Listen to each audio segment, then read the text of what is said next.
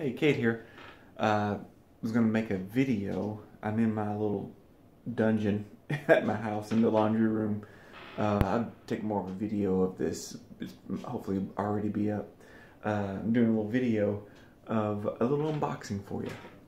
So thought I'd do a little quick walkthrough on what I take home when I need to bend wire at home away from work.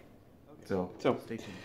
Like I said, this isn't an unboxing like you usually get on YouTube. I'd have my toolkit. I guess it's an untoolkitting is the official term.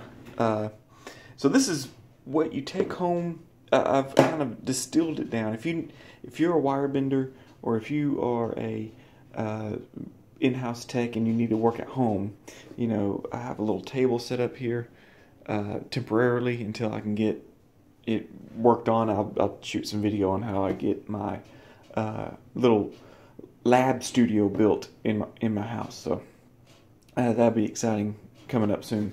So let me crack into this. First thing you're gonna need: table. You're gonna need some lights. In this room, I got one bare bulb and it's not enough, so I had to get some lights. These are just cheap ones from IKEA that just clamp right to the table. You're gonna need, I like to have a little work area, a little work surface to work on, you know, so the pliers aren't banging around and things aren't sliding around. First things first, you're gonna need your work. And the more prepping you can do at the office or at the lab, the better. So as you can see, I've already drawn on here what needs to be done. It's already been separated. Teeth have already been cut out and waxed in. So all I'm doing tonight is just straight wire bending. I'm not even doing soldering. These are actually some wraparounds with soldered C's. So I'm not going to do any soldering. I'm going to do it all at the lab when I get there in the morning. So this is the first thing. Make sure you bring the work home. All right. Next. So cheap little toolbox, couple bucks, Walmart, wherever you want to get it. I think this is a Stanley 16-inch. I would have liked like an 18-inch, and you'll see why in a second. Now,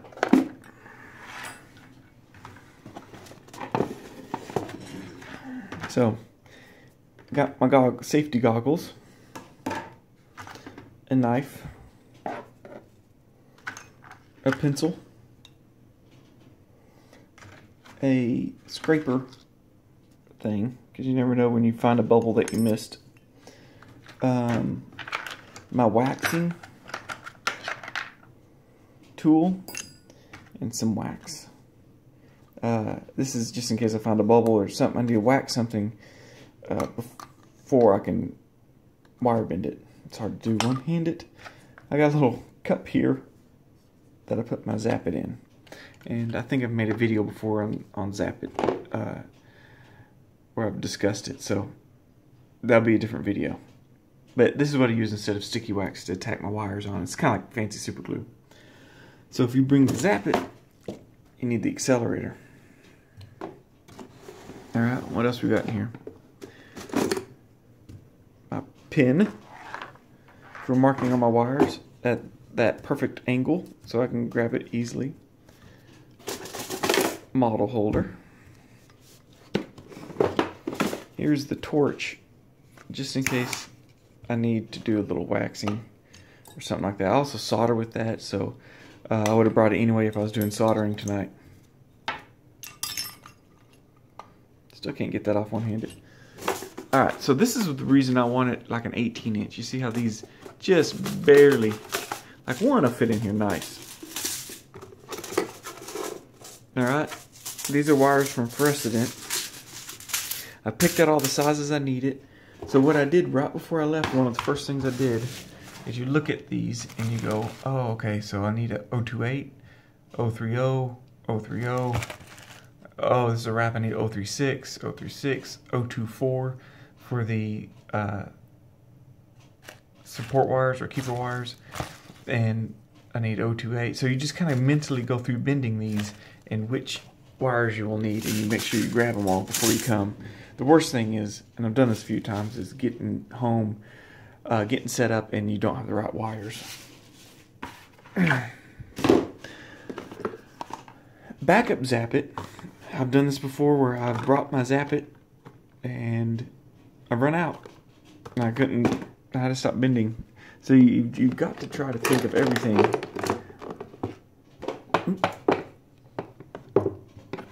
There we go. Alright, so plethora of pliers. Get this all set up. I'm right-handed, so I'll put my pliers on the right side here.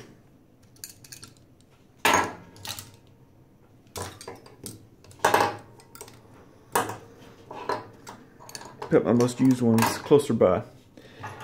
You get your cutters, otherwise you'll have to scavenge your toolbox at home for cutters, and they're never as nice. Another pair of pliers.